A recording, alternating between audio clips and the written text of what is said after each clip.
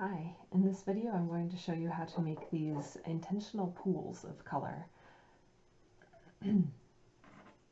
Alright, to start, we are going to work along until the yarn changes color. So it's kind of fading in, but we'll say about here it's fading in. And then for this particular pattern I'm working 6 stitches. So 1, 2, 3, 4, 5, 6, and then we're going to turn our work, and this is going to create those little pools. So we turn the work, and then with the yarn in front, slip the stitch purlwise, then bring the yarn over the top of the needle and pull until you see this double stitch form. So the legs from the stitch below get pulled up and it forms this double stitch. So you do really want to pull it tight and feel it kind of slip. And then we're going to, in this case, bring the yarn to the front and purl. So we purl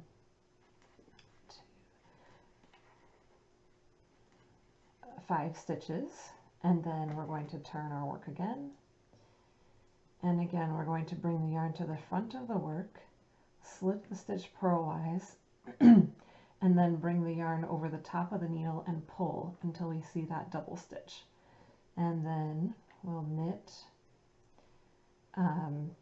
4 stitches, and you'll see that happens to be right where the next that double stitch is from the previous one.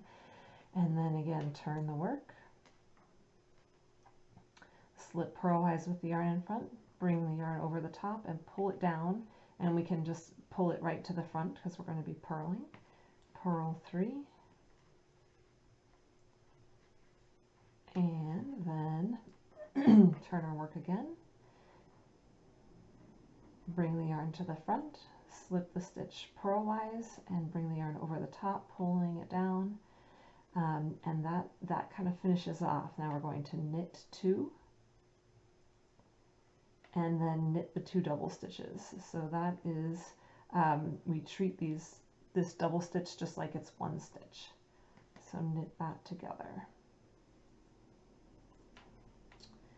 And then go on our way. And that just makes a little intentional pool of the color that you pick out that you want to make. Don't worry too much if some of the color is bleeding off either side. It'll still in general make it so that the yarn pools together. I'm also going to show you how to knit this without turning your yarn. So if you want to knit back in the opposite direction instead of having to turn your work around, I'll show you that next time I get to it. Also, right now I'm going to show you what to do when you come to a pool from the previous round. So here I see these 2 double stitches appear from the previous round. You can see in this pool that we just worked, we have 2 double stitches that will be waiting for us when we come back around. And here's what you do with those double stitches. When you see them, you just work them together. So they look very different from regular stitches, and you just knit them together. Then we're going to work on until the color changes again. And all right, the color is just about to change again, back to that teal color. So I'm going to do my knit 6. So 1, 2, 3, 4, 5, 6, and now the pattern says to turn your work. So instead of turning, you can knit back the opposite direction. So I'm going to show you what the stitches are. So this is the slip the stitch purlwise. So in this case, we just transfer the stitch back to the left needle and then pull the yarn this time to the front to create that double stitch. So I pull the yarn to the front to create the double stitch, and then I have to move my yarn to the back because we are purling in the opposite direction. So here we go into the stitch, wrap the yarn, and create that stitch. So this is a good project for learning how to knit in the opposite direction. So I just did 3 stitches, 4 stitches, 5 stitches, and then I'm ready for my turn and SLP stitch. So this, I bring my yarn to the front, and this is the same as if we had turned to work to the front.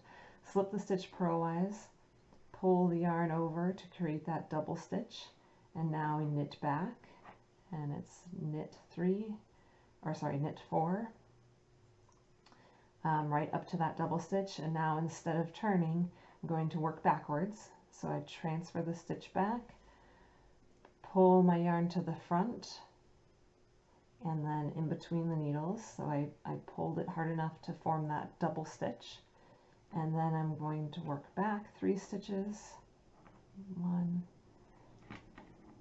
2, 3, and now bring the yarn to the front, slip purlwise, pull the yarn over, creating that double stitch, and then we knit 2, and knit those 2 double stitches together.